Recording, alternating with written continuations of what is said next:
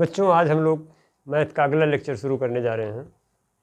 जैसा कि हम लोगों ने पिछली वीडियो में पढ़ा था, वहाँ पे हम लोग संख्या पद्धति पढ़ रहे हैं। संख्या पद्धति में 2 लेक्चर हम लोग ऑलरेडी कंप्लीट कर चुके हैं और आज हम लोग तीसरे लेक्चर पे काम करने जा रहे हैं। तो लास्ट लेक्चर में हम लोगों ने क्या पढ़ा था, ज़रा याद हो तो लास्ट लेक्चर में हम लोगों ने देखा था कि किस तरह से हम किन्हीं 2 परमेय संख्याओं के बीच में परमेय संख्या निकालते हैं। वो एक परमेय संख्या हो सकता है या एक से ज़्यादा परमेय संख्या होता है। तो पिछली क्लास में हम लोगों ने ये मेंटेन किया और बहुत ही अच्छे तरीके से मेंटेन किया था कि किस तरह से किन्हीं 2 परमेय संख्याओं के बीच में परमेय संख्या निकालना है। उसी कड़ी में हमने एक लास्ट में क्वेश्चन किया था, अगर याद हो आप लोगों को, तो एक दशमलव वाला क्वेश्चन था और उसको हमने कहा था कि एक तरीका मैं बता रहा हूँ, एक तरीका आप लोग अपने आप से देख लेना करके, निकलेगा तो ठीक है, नहीं निकलेगा तो अगली क्लास में हम लोग देखेंगे। तो आज वो क्वेश्चन मैं पहले करवाऊंगा, उससे हमारा लेक्चर पीछे वाला एक बार रिव्यू हो जाएगा। इसके बाद हम आज के लेक्चर पे बात करेंगे। तो पहले वो क्वेश्चन में देख लो ज़रा, क्या था क्वेश्चन। बेटा ये हमारे पिछले क्लास का क्वेश्चन था। पिछले क्लास में हमने एक होमवर्क दिया था आप लोगों को, वो था 0 और 0.1 के बीच 9 परमेय संख्याएँ याद कर दो। तो हम लोगों ने किन्हीं भी 2 नंबर्स के बीच, किन्हीं भी 2 परमेय संख्याओं के बीच परमेय संख्या ज्ञात करने का तरीका हम लोगों ने सीखा था। उसी कड़ी में हम इसको सॉल्व करने की कोशिश कर रहे हैं। जो हम लोगों ने सीखा था उसी बेसिस पे हम इसको सॉल्व करेंगे। तो हमने देखा कि हमारे पास 2 नंबर थे, कौन कौन से, 0 और दूसरा नंबर क्या था, 0.1। इसके बीच में हमें परमेय संख्याएँ याद करनी थी। तो हम मान लेते हैं भाई इसके बीच में बहुत सारी परमेय संख्याएँ होंगी और हमने बताया भी था पिछले लेक्चर में कि किन्हीं भी 2 परमेय संख्याओं के बीच अनंत परमेय संख्याएं हो सकती हैं। ये बात हम लोगों ने पिछली क्लास में करी थी। तो कौन कौन सी, हमें 9 परमेय संख्याएं याद करनी है। तो हम मान लेते हैं कि भाई परमेय संख्या हमारी A1, A2, A3 and so on A9, ये हमारी 0 और 0.1 के बीच की 9 परमेय संख्याएँ होती हैं। ऐसा हमने मान लिया। अब इसको सॉल्व करते हैं ज़रा। तो हमने कहा था कि जब भी कभी 2 परमेय संख्याओं के बीच परमेय संख्या ज्ञात करना हो तो हम सबसे पहले उन 2 परमेय संख्याओं में बड़ी और छोटी परमेय संख्या डिसाइड करते हैं। तो अब देखो 0 और 0.1 में बड़ी कौन, तो हम कहेंगे भाई 0.1 बड़ी है 0 से, ये बात हमें पता लग गई। उसके बाद हम एक टर्म डिफाइन किए थे यन हमने एक टर्म देखा था। यन हमारा क्या था, n बराबर, हम कहेंगे जितनी परमेय संख्याएं ज्ञात करनी हो उन्हीं को हम n बोलते थे, n बराबर 9। अब हमें यहाँ पे एक टर्म डिफाइन करना होता था d हमें ज्ञात करना होता था। d एक्चुअली होता क्या था, हमने कहा था जो d बराबर होता है वो इन दोनों दी गई परमेय संख्याओं में बड़ी वाली परमेय संख्या, बड़ी परमेय संख्या कौन सी थी, 0.1, माइनस छोटी परमेय संख्या, छोटी परमेय संख्या क्या थी, 0, बटे n+1, n की वैल्यू क्या है 9 और प्लस का 1, दैट। अब ये हमारा d जो निकल के आएगा यहाँ से, d बराबर हमारा आ गया 0.1 में से 0 घटाओगे तो ये आ जाएगा 0.1 और बटे 9 में 1 ऐड करोगे तो ये हो जाएगा 10। तो जो d की वैल्यू आई ये 0.1/10। और बेटा ये बात हम लोगों ने देखी है कि किसी भी नंबर को अगर 10 से भाग दें, हम कहें किसी भी दशमलव अंक को, किसी भी दशमलव संख्या को अगर 10 से भाग दोगे तो क्या होगा, दशमलव एक स्थान बाईं तरफ खिसक जाएगा। यहाँ से जो d की वैल्यू हमारी निकल के आएगी वो आ जाएगी 0.01। ये हमने d की वैल्यू इस बार पॉइंट में डिफाइन कर ली। तो एक बच्चा कहेगा सर क्या ये एक परमेय संख्या है। हाँ बेटा बिल्कुल परमेय संख्या है। हम लोग ने बात करी थी, अभी तो हमने केवल बात करी है कोई हमारा प्राकृतिक संख्या एक परमेय संख्या होती है, कोई पूर्णांक हमारी एक परमेय संख्या होती है, कोई पूर्ण संख्या एक परमेय संख्या होती है, हमने दशमलव संख्या एक परमेय संख्या होती है। इस पे बात नहीं करी है अभी, लेकिन अभी थोड़ी देर के लिए ऐसा सपोज कर लो कि हाँ भाई कोई दशमलव नंबर हमारी परमेय संख्या होती है, थोड़ी देर के लिए मान लो, आगे हम इसी पे काम करने वाले हैं।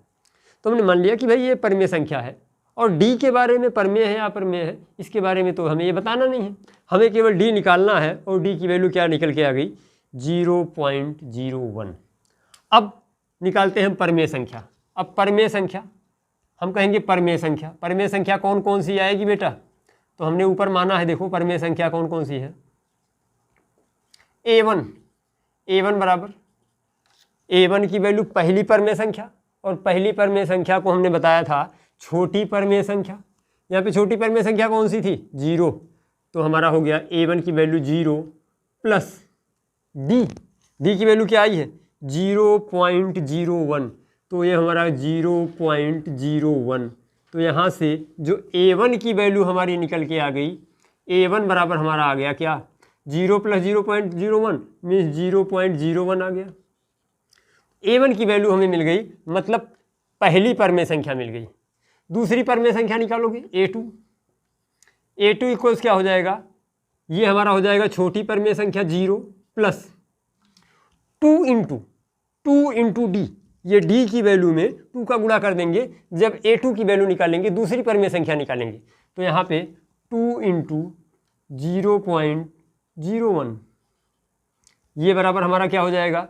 0 प्लस 2 इंटू 0.01 मीन्स ये हो जाएगा 0.02।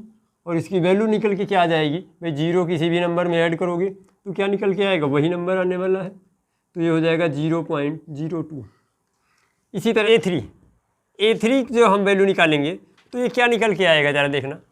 a3 की वैल्यू हम कहेंगे छोटी वाली परमेय संख्या, छोटी वाली परमेय संख्या मीन्स 0 प्लस 3 इंटू डी की वैल्यू 0.01। और यहाँ से जब हम इसको कैलकुलेट करेंगे तो जरूर देखो हम बन क्या रहा है, ये हो गया 0 प्लस 3 इंटू 0.03 दैट मीन्स 0.03। और ये हमारा क्या निकल के आ गया? 0.03। ये हमारी तीसरी परमेय संख्या आ गई। ज़रा चौथी परमेय संख्या निकालो a4 बराबर क्या हो जाएगा? फिर से वही काम, छोटी परमेय संख्या। अब तो पैटर्न पता लग गया होगा भाई, पैटर्न हमें पता लग गया। छोटी परमेय संख्या इंटू डी, 2d, 3d, 4 में क्या होगा? 4d हो जाएगा। तो ये हो गया 0 प्लस 4 इंटू 0.01 और इसमें 4 का मल्टीप्लाई कराओगे तो ये हमारा बन जाएगा 0 प्लस 0.04। और यहाँ से जो वैल्यू हमारी आ जाएगी वो आ जाएगी 0.04।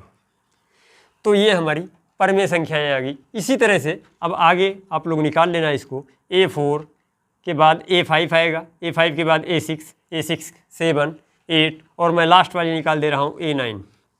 तो a9 की वैल्यू जो होगी वो छोटी वाली परमेय संख्या 0 प्लस, अब 9 की वैल्यू निकाल रहे हो तो 9 इंटू डी की वैल्यू 0.01। और यहाँ से ये जो वैल्यू आएगी हमारी वो आ जाएगी 0 प्लस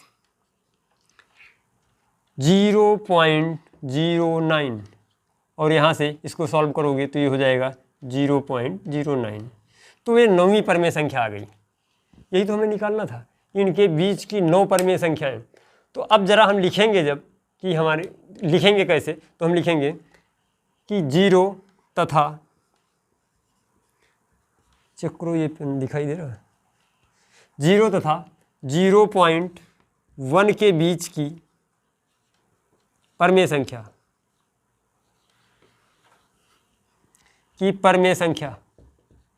ये पेपर मान लो हमारे क्वेश्चन में आ रहा है और हमें सब्जेक्टिव पेपर देना है तो ऐसे लिखना पड़ेगा हमको। तो ये बराबर हो जाएगा 0.01, 0.02, 0.03 एंड सो ऑन 0.09। ये हमारी बीच की परमेय संख्या आ गई। किसके किसके बीच की है ये परमेय संख्या? ये बेटा हमारी परमेय संख्या है 0, 0 और 0.01 के बीच, 0 और 0.1 के बीच की परमेय संख्या है। ये 0 और 0.1 के बीच की परमेय संख्या है। कितनी परमेय संख्या? 9। हम कितनी भी परमेय संख्या निकाल सकते हैं दो परमेय संख्याओं के बीच। ये रहा हमारा प्रोसीजर। कल हमने जो किया था उसको हमने भिन्न बना के किया था, आज हमने दशमलव फॉर्म में ही कर दिया। तो कल हमने एक मेथड आप लोगों को बताया था, आज वाला मेथड फिर बता दिया हमने। अब इसको आप स्क्रीनशॉट ले लो और उसके बाद बढ़ते हैं हम लोग आज की क्लास की तरफ। ये तो कल का क्वेश्चन था। करने वाले थे अपरमेय संख्या पे। अपरमेय संख्या क्या होती है? तो हमने बात करी थी अपरमेय संख्या, जब परमेय संख्या की बात हम लोगों ने करी थी तो वहाँ पे हम लोगों ने देखा था कि ऐसी संख्याएं जिनको हम p/q के रूप में लिख पाएँ, बात नंबर 1। उसके बाद कुछ कंडीशन हमको फॉलो करवानी होती थी, जिसमें p हमारा कोई पूर्णांक हो, q हमारा कोई पूर्णांक हो, q की वैल्यू 0 ना हो और p और q सहभाज्य संख्याएं हों। इतनी बात हम लोगों ने पहले लेक्चर में अपनी देखी थी। दूसरे लेक्चर में भी कुछ बातें हम लोगों ने सीखी थी परमेय संख्या के बारे में। आज हम अपरमेय संख्या के बारे में बात करने जा रहे हैं। तो एक बड़ी ही इंटरेस्टिंग चीज़ है अपरमेय संख्या, एक नई बात। तो अपरमेय संख्या क्या होती है, ज़रा इस बात को हम देखें। जैसा कि परमेय संख्या में हम लोगों ने देखा था, जो उसकी बेसिक परिभाषा थी, उसमें हमने देखा कि वे संख्याएं जिनको p/q के रूप में लिख पाएँ वे हमारी परमेय संख्याएं हो गई। तो अपरमेय संख्या क्या होगी, तो बच्चा कहेगा यार उसकी उल्टी बात, मतलब जिनको p/q के रूप में ना लिख पाएँ।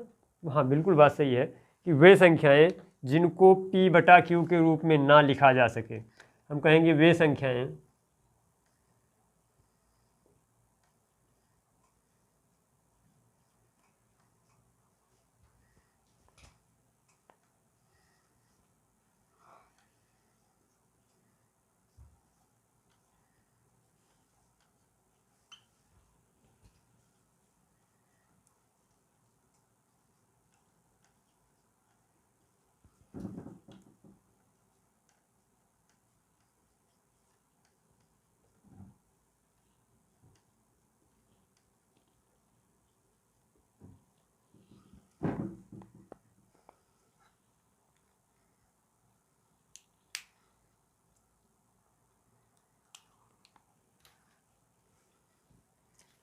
अब यही बात भाई कि वे संख्याएं जिनको p/q के रूप में ना लिखा जा सके अपरमेय संख्याएं कहलाती हैं, जहाँ पे हमारा p कोई पूर्णांक हो,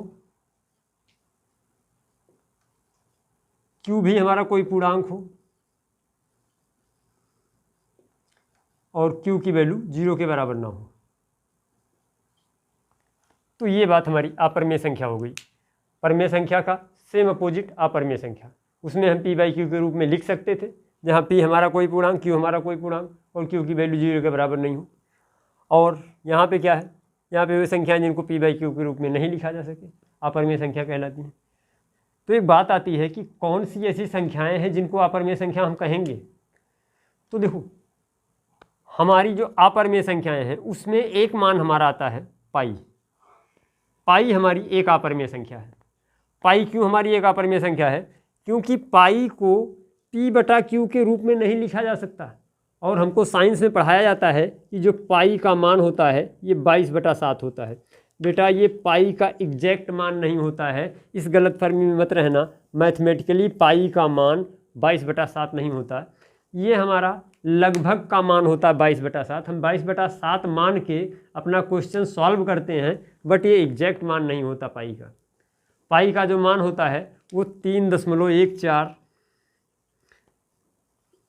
इस तरह से 3.14। उसके बाद ये बहुत सारे 150 स्थानों तक निकाला गया, लेकिन इसका कोई फिक्स मान नहीं हुआ और ये आगे बढ़ता चला जाता है।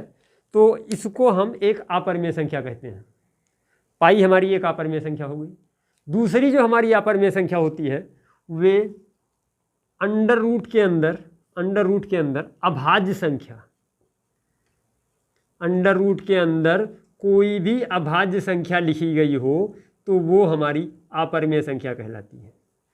अंडर रूट के अंदर कोई भी अभाज्य संख्या लिखी गई हो तो वो हमारी अपरमेय संख्या कहलाती है। जैसे हमने कह दिया √2, ये हमारी एक अभाज्य संख्या है 2। √3 ये भी हमारी एक अभाज्य संख्या है। √5 ये भी हमारी एक अभाज्य संख्या है। √7 ये भी हमारी एक अभाज्य संख्या है। √9 बेटा √9 हमारी एक अभाज्य संख्या नहीं है, √9 जो हमारा है विषम संख्या है। तो √9 ये अपरमेय संख्या नहीं होगी, इस बात का ध्यान रखना।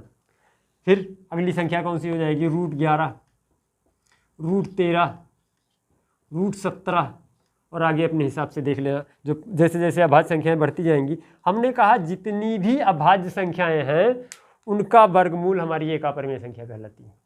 और पाई ये हमारी एक अपरमेय संख्या होती है।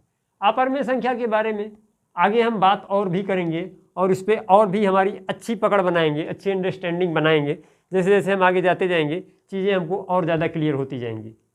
तो अभी तक अपरिमेय संख्या के बारे में बस इतना सा ही।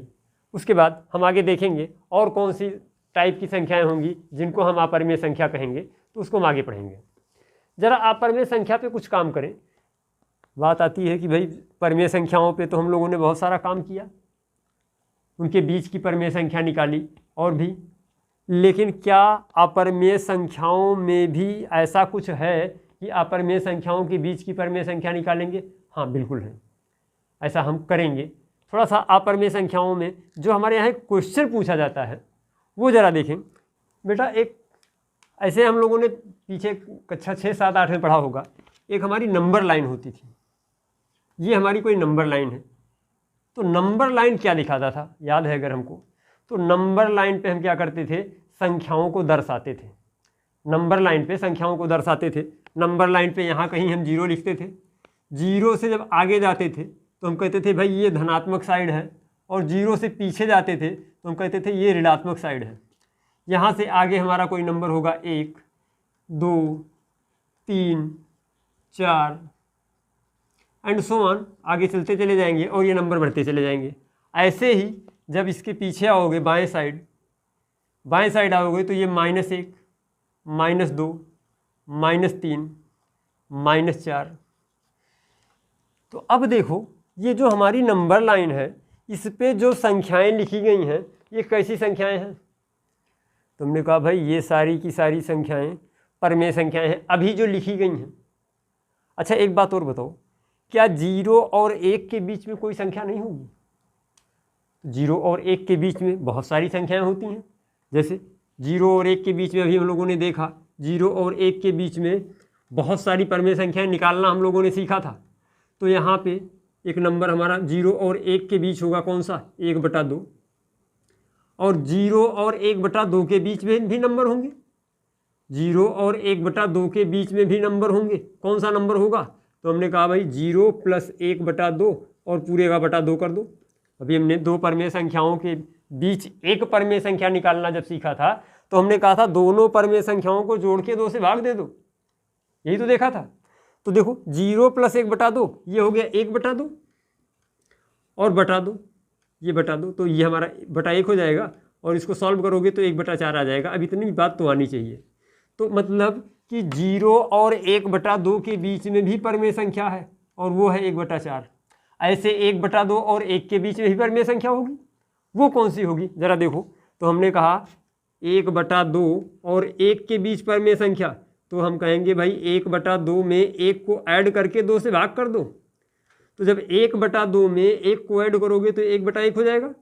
ऊपर वाले को जब सॉल्व करोगे अंश को तो इसका एलसीएम दो। अब ये हो गया 1 + 2 और पूरे का बटा 2, मतलब ये हो गया 3/2 और बटा 2/1, दैट मीन्स ये हो गया 3/4। तो ये हमारा एक नंबर यहाँ पे 3/4 भी होगा। ऐसे ही अब 0 और 1/4 के बीच में भी संख्याएं होंगी, मतलब कि किन्हीं भी 2 परिमेय संख्याओं के बीच बहुत सारी परिमेय संख्याएं होंगी, और वो बहुत सारी ना कह के हम कह दें अनंत परिमेय संख्याएं होंगी। ये बात तो हमने परिमेय संख्या की कर ली। बेटा एक बात और समझना कि जो हमारी अपरिमेय संख्या होती है ना, ये भी कोई संख्या होती है, ये भी कोई संख्या होती है। तो क्या एक बात आती है कि क्या अपरिमेय संख्याओं को नंबर लाइन पे लिखा जा सकता है?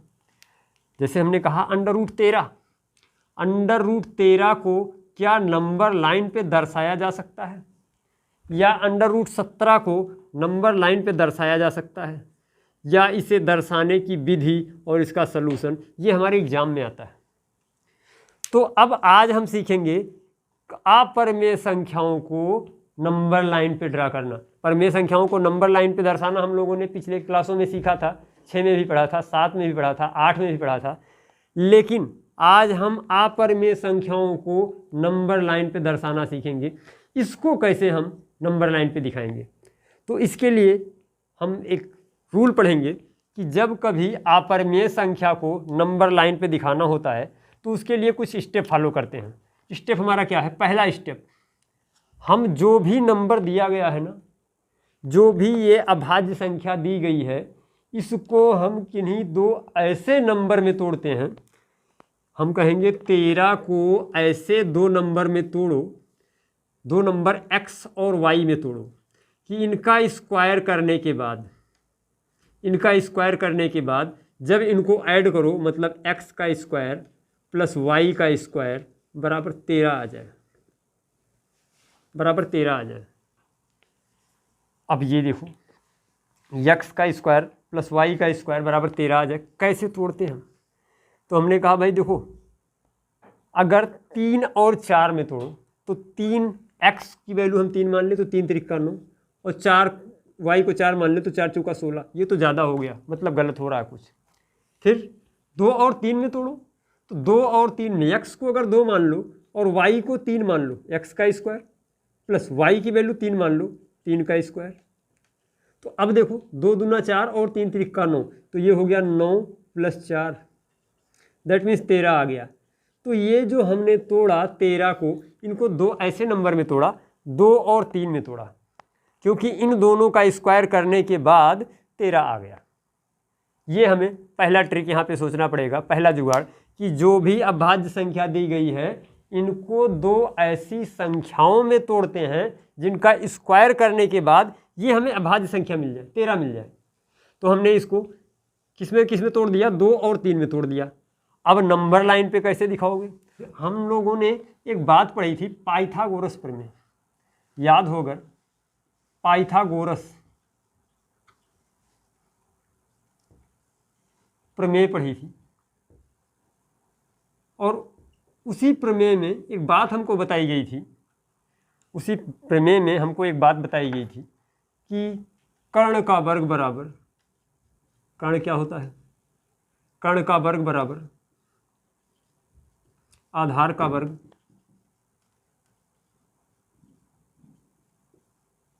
प्लस लंब का वर्ग। मतलब ये हमारा एक ट्रायंगल था, ये हमारा एक त्रिभुज था, वो समकोण त्रिभुज था। अब ये पाइथागोरस प्रमेय पढ़ा रहे हैं तुम लोगों को। पाइथागोरस प्रमेय थी हमारी, A, B, C ये पॉइंट थे, इनकी हमारी ये एंगल हमारा 90 डिग्री था। तो हमने कहा था कि भाई जब कोई एक समकोण त्रिभुज होता है और समकोण त्रिभुज में आधार का वर्ग प्लस लंब का वर्ग कर्ण के वर्ग के बराबर होता है, उसी कुछ फॉर्म में हम ये जो नंबर हमको दिया गया है हम इसको बनाएंगे कि ये जो √13 का वर्ग होगा ये किन्हीं दो संख्याओं के स्क्वायर के बराबर हो जाए। तो ये हमारा √13 का स्क्वायर बराबर हो जाएगा 2 का स्क्वायर प्लस 3 का स्क्वायर। इसमें किसी भी संख्या को तुम मान लो आधार और किसी भी संख्या को मान लो लंब और एक बना लो ट्रायंगल। तो जब हम मान लेते हैं कि भाई यहाँ पे हमने एक अलग से बना ले रहा हूँ मैं यहीं पे तुम लोगों को इस क्वेश्चन को सॉल्व करने के लिए, ये तो हमने बताया तुम लोगों को कि कहाँ से ये जनरेट हुआ है। अब ज़रा इसको जब नंबर लाइन पे हम दिखाएंगे तो क्या करेंगे, सबसे पहले हम एक नंबर लाइन ड्रा करेंगे। सबसे पहले हमने एक नंबर लाइन ड्रा कर दी। अब इस नंबर लाइन पे हम क्या करेंगे भाई, चाहे 2 को आधार मान लो चाहे 3 को आधार मान लो, हमारी मर्जी, इसके लिए फ्री हैं हम। बुक में कुछ दिया है 2 मान के दिया है, तुम 3 भी मान सकते हो। तो ऐसा कोई हार्ड फास्ट रूल नहीं है कि वो 3 माना है तो तुम भी 3 मानो, तुम अपने दिमाग से काम करो यार, इसीलिए तो पढ़ रहे हो कि कुछ काम कर पाओगे। तो हमने कहा भाई हम एक काम करते हैं, ये पॉइंट हमारा 0 था, हम इस 2 को आधार मान लेते हैं। तो हम यहाँ से 2 यूनिट चले, हमने कहा ये हमारा पॉइंट 1 था, ये हमारा पॉइंट 2 था, हम 2 यूनिट चले, हम इस पॉइंट पे पहुँच गए, हमने इसको आधार ले लिया, इसको हमने आधार मान लिया। अब क्या करना है, उसके बाद जो अगली साइड होगी ये लंब होगी। तो लंब कहाँ पे होगी, इस 0 पे या 2 पे। तो बेटा जो अगला लंब ड्रा करोगे वो 3 यूनिट का ड्रा करोगे और इस 2 वाले पॉइंट पे ड्रा करोगे। अब एक बच्चा कहता है सर 2 वाले पॉइंट पे क्यों ड्रा करें, हम 0 वाले पे भी तो ड्रा कर सकते थे। हाँ बेटा, लंब ड्रा कर सकते थे 0 पे, लेकिन तुम्हें यहाँ पे √13 यूनिट डिस्टेंस बतानी है कितनी होगी। तो डिस्टेंस जब 0 से पीछे चले आओगे तो क्या होगा, वो जुड़ेगा नहीं, माइनस हो जाएगा। अभी तक हम 2 यूनिट डिस्टेंस चले थे, 2 यूनिट डिस्टेंस के बाद हम 3 यूनिट डिस्टेंस ऊपर की तरफ गए, ऊपर की तरफ। तो अब हम यहाँ पे कहीं पहुँच गए। अब हम क्या करेंगे, इस वाले, मान लो कि ये पॉइंट हमारा ए मान लो और इस पॉइंट को हम बी मान लेते हैं। इन दोनों पॉइंट्स को आपस में जोड़ दो, ये पॉइंट जोड़ दिया। अब देखो हमको कुछ ऐसा लगने लगा कि यार ये तो एक समकोण त्रिभुज बन गया और ये कोण हमारा 90 डिग्री हो गया। बिल्कुल सही है कि ये हमारा एक समकोण त्रिभुज बना और ये हमारा जो एंगल हो गया ये 90 डिग्री हो गया। तो एक समकोण त्रिभुज और ये एंगल 90 डिग्री। अब तो हम पाइथागोरस प्रमेय लगा सकते हैं इसमें। अब हम कह पाएंगे कि भाई ये हमारा 2 यूनिट है, ये हमारा 3 यूनिट है, तो ये कितना होगा, तो इसको तो हम निकाल सकते हैं, 2 का वर्ग प्लस 3 का वर्ग, मतलब ये हमारा √13 होगा। बोलो हाँ या ना। इतनी बात समझ में आ रही है बेटा? एक बार मेहनत से समझ लो, इसके बाद फिर इसमें और कुछ नहीं करना। सारे क्वेश्चन सेम बेस पे हैं, मतलब सारे क्वेश्चन को लगाने का यही एक तरीका, सिंगल तरीका, कोई दूसरा तरीका नहीं है। बस एक क्वेश्चन को तबीयत से समझ लो। तो हमने अभी तक क्या किया, हमने जो भी हमको अभाज्य संख्या दी गई थी उसको हमने 2 ऐसी संख्याओं में तोड़ लिया जिनका स्क्वायर करने के बाद वो अभाज्य संख्या हमको मिल गई। 13 हमको दिया गया था, 13 को हमने तोड़ा 2 नंबर x और y में, मतलब 2 और 3 में। 2 का स्क्वायर किया 4 आ गया, 3 का स्क्वायर किया 9 आ गया और ये बराबर 13 के हो गया। तो अब हमने क्या किया, 2 यूनिट बेस डाल दिया, 3 यूनिट लंब डाल दिया, तो पर ये हमारा जो कर्ण निकल के आया वो 13 यूनिट आ गया। लेकिन नंबर लाइन पे दर्शाने के लिए अभी हमारी बात पूरी नहीं हुई। अब हम क्या करेंगे, हम अपना प्रकार, अब प्रकार में पेंसिल सेट करोगे, प्रकार में पेंसिल सेट करके जो प्रकार के नोक वाला पार्ट है उसको यहाँ पे रखोगे और जो प्रकार का पेंसिल वाला पार्ट है उसको यहाँ रखोगे। ये ओ को केंद्र मानकर, ओ को केंद्र मानकर ओ बी की त्रिज्या से, ओ बी की त्रिज्या से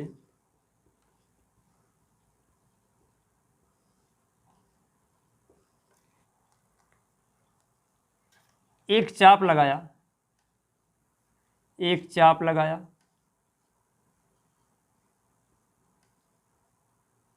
जो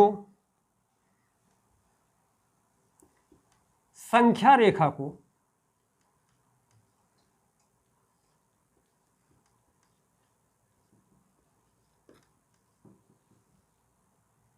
बिंदु C पर काटता है।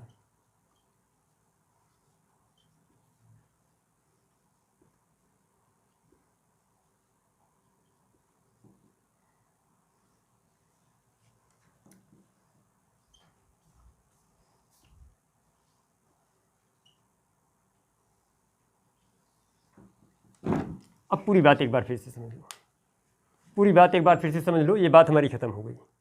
हमने कहा कि O को केंद्र मानकर ओ बी की त्रिज्या से एक चाप लगाओगे इस तरह से, पीछे नहीं चाप लगाना है, चाप हमको ऐसा लगाना है कि ये O से आगे की तरफ, O से दाएं तरफ, ये इस वाली संख्या रेखा को किसी बिंदु पर काटे।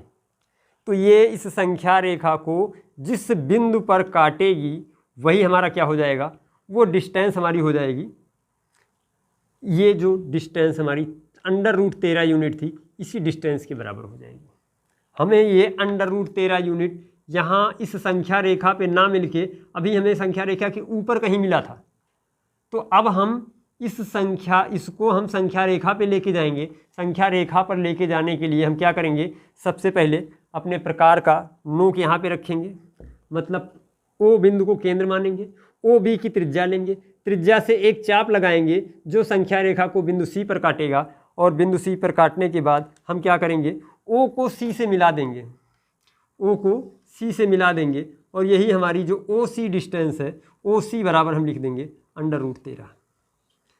तो ये किसी अपरिमेय संख्या को संख्या रेखा पर दर्शाने का तरीका था। ये बेटा क्वेश्चन 100% एक क्वेश्चन हमारे एग्जाम में देखने को मिलता है।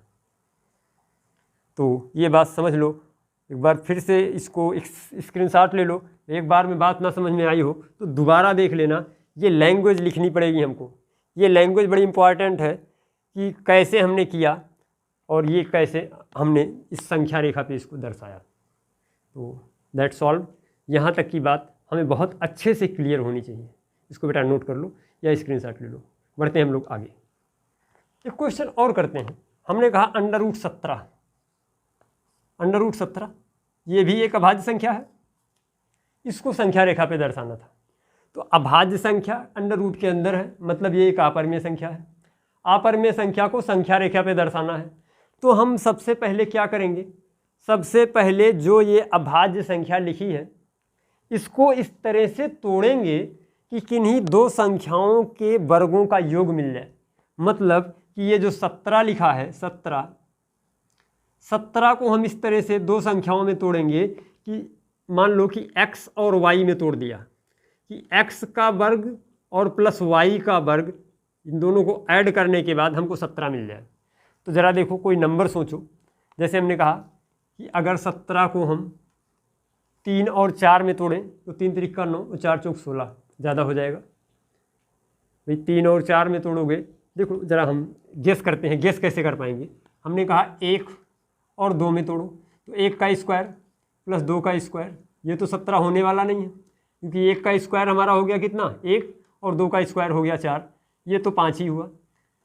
ज़रा दूसरा सोचो कि 1 का स्क्वायर प्लस 3 का स्क्वायर, तो 1 का स्क्वायर फिर से 1 हो गया, 3 का स्क्वायर फिर 9 हो गया, ये भी नहीं बना। 1 का स्क्वायर प्लस 4 का स्क्वायर, ये शायद हमारा काम बना देगा। और ये हमारा बन गया 1 1 1 प्लस 4 चौका 16, ये हमारा 17 बन गया। मतलब कि जो ऊपर वाले हमने 3 ब्रेक किए, ये 3 संख्याओं में जो ब्रेक किया था, ये बात हमारे लिए सही नहीं थी। जो हमको सही ब्रेकिंग मिली वो मिली 1 और 4। तो 17 को हम इसी तरह से 1 का स्क्वायर प्लस 4 के स्क्वायर में ब्रेक कर लिए। अब ये हमारा 2 नंबर मिल गया, 1 और 4, जिनका स्क्वायर 17 के बराबर है। ये बात हमें क्लियर हो गई। तो हमें वो नंबर फाइनली मिल गए जिनका स्क्वायर करने के बाद 17 मिल जाने वाला है। एक काम तो हमारा हो गया। अब क्या करेंगे, अब हम संख्या रेखा ड्रा करेंगे। संख्या रेखा अपनी कॉपी पे बनाएंगे। ये हमारा पॉइंट हो गया 0, ये हमारा पॉइंट 1, ये 2, ये 3। इस बार बड़ा बना रहे थोड़ा क्योंकि जो हमें नंबर मिला है वो 4 मिला है। ये 4 हो गया, ये 1 हो गया। तो अब तुम्हारी मर्जी, तुम 1 को आधार मान लो या 4 को आधार मान लो, फ्री हो। 1 को आधार मानोगे तो जो हमारा लंब होगा वो 4 होगा। अगर 4 को आधार मानोगे तो जो लंब होगा वो 1 होगा। तो ज़रा देखो, हमने 4 को मान लिया आधार, 4 को आधार मान लिया। तो अब इस 4 पे जो लंब बनाओगे वो 1 यूनिट का है। लंब का मतलब इस पे 90 अंश का कोण बनाती हुई एक रेखा खींच लोगे। ये रेखा थोड़ी सी छोटी होगी क्योंकि ये 1 ही यूनिट है। और हम इसको क्या करेंगे, इसको इस पॉइंट 0 से मिला देंगे। इसको हमने 0 से मिला दिया। अब ये यूनिट, ये 4 यूनिट की डिस्टेंस है, ये 4 यूनिट की डिस्टेंस है, ये 1 यूनिट की डिस्टेंस है। तो ये डिस्टेंस कितनी होगी? तो ये डिस्टेंस भाई पाइथागोरस प्रमेय से हमने निकाल ली है। और वैसे भी हमको पता है कि ये डिस्टेंस हमारी √17 है। पाइथागोरस प्रमेय ने हमको बताया था इसका वर्ग प्लस इसका वर्ग, मतलब 4 का वर्ग प्लस 1 का वर्ग बराबर इसका वर्ग। तो अब यहाँ से एक बात करें, 4 का वर्ग प्लस 1 का वर्ग बराबर, अब 4 चौका 16 और प्लस 1 का वर्ग 1, दैट मीन्स 17। तो ये जो बराबर होता है ओ, अगर हम इसको एक नाम दे दें OAB, इसको कह दें A और इसको कह दें B, तो जो हमारा OA आएगा, OA बराबर हमारा हो जाएगा OA का वर्ग बराबर OB का वर्ग प्लस AB का वर्ग। और यहाँ से OA का वर्ग हमारा हो जाएगा 4 का वर्ग प्लस 1 का वर्ग, दैट मीन्स ये हमारा हो जाएगा 16 प्लस 1, ये हमारा हो गया 17। तो OA का वर्ग बराबर 17, तो OA बराबर कितना हो गया? OA बराबर अंडर रूट में 17। ये बात इतनी तो हमें समझ में आनी चाहिए, क्लास 9th में हम लोग पढ़ रहे हैं, तो ये पाइथागोरस प्रमेय तो हम लोग पढ़ के आए होंगे, और अगर नहीं पढ़ के आए हो तो फिर तो लोचा है। लोचा है, फिर क्लास 8th जाके चेक करो, वहाँ पे फिर ये चीज़ें डिटेल में मिलेंगी। ठीक, इतनी बात हमें क्लियर हो गई। अब हमें संख्या रेखा पे इसको दर्शाना था अंडर रूट 17 को, तो अभी तो ये हमारा 4 यूनिट डिस्टेंस है। 4 यूनिट डिस्टेंस मतलब अभी ये अंडर रूट 16 है। बेटा जो हमारा 4 निकल के आया है ना, जो 4 है, ये कहीं ना कहीं अंडर रूट 16 है, और हमको दिखाना क्या था? हमको अंडर रूट 17 दिखाना था। बेटा ये बड़ी बात है, अंडर रूट 16 को हमने 4 लिखा है, ये जो 4 यूनिट डिस्टेंस है ये अंडर रूट 16 है, लेकिन हमको संख्या पे क्या दिखाना था? अंडर रूट 17 मतलब 4 से बड़ी डिस्टेंस। 4 से बड़ी डिस्टेंस कितनी बड़ी, वो जरा हम देखते हैं। हमने कहा भाई प्रकार का नोक यहाँ पे रखो, मतलब इसको केंद्र मान लो, बिंदु O को केंद्र मानकर OA की त्रिज्या से एक चाप लगाओगे, और चाप इस तरह से होगा कि ये संख्या रेखा को किसी बिंदु C पे काटे, किसी बिंदु C पे काटे। तो ये वाली जो डिस्टेंस है ना, ये वाली डिस्टेंस इस 4 के साथ ऐड हो गई। ये कितनी डिस्टेंस है? तो बेटा ये डिस्टेंस अब ऐसे नहीं डिफाइन कर पाओगे, ये हम जो कहोगे OC जो डिस्टेंस हमारी आई, हम कहेंगे OC। अब वो वाली लाइन हमें फिर से यहाँ पे लिखनी पड़ेगी कि O को केंद्र मानकर, O को केंद्र मानकर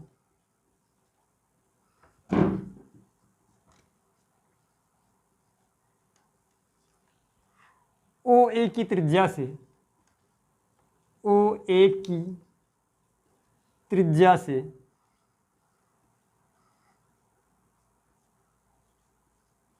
एक चाप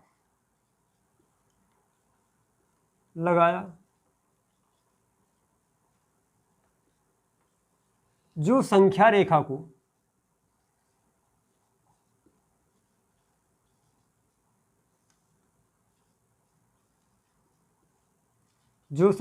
को किसी बिंदु C पर काटता है, C पर काटता है। बस बात खत्म हो गई। हम कहेंगे ये पॉइंट हमारा O और ये पॉइंट C, OC बराबर अंडर रूट 17। बस यही बात हमको लिखनी थी और यही बात हमको दिखानी थी। जब ये क्वेश्चन आएगा तो ये हमारा कम से कम 2 नंबर में आएगा, और 2 नंबर में हमें फिगर भी बनाना पड़ेगा, ये सॉल्विंग भी दिखानी पड़ेगी, और ये बात भी लिखनी पड़ेगी। तो इस तरह से हम संख्या रेखा पे चीज़ों को शो कर पाएंगे। परमेय संख्या को संख्या रेखा पे दिखाना हम लोग पिछली क्लासों में सीखते हुए आ रहे हैं, लेकिन आज हमने अपरमेय संख्या को भी संख्या रेखा पे दिखाना सीख लिया। तो ये बात हमारी यहीं ख़त्म होती है। ऐसे कोई भी नंबर हो उसको आप लोग कर सकते हो। ठीक, ऐसे मान लो कि चलो हटाते हैं इसको, और अब हम संख्या रेखा पे बनाएंगे नहीं, केवल बात करेंगे। अब मान लो कि अंडर रूट 2 को संख्या रेखा पे दिखाना हो गया, तो इनको 2 नंबर में तोड़ेंगे। कौन कौन से नंबर होंगे? तो भाई इसको तो 1 का स्क्वायर प्लस 1 का स्क्वायर में ही तोड़ पाओगे, क्योंकि 1 का वर्ग प्लस 1 का वर्ग बराबर 2 का वर्ग। तो ये हमारा इसी तरह से टूटेगा कि जो 2 हमारा होगा वो 1 और 1 के स्क्वायर के रूप में ही टूटेगा। इसके बाद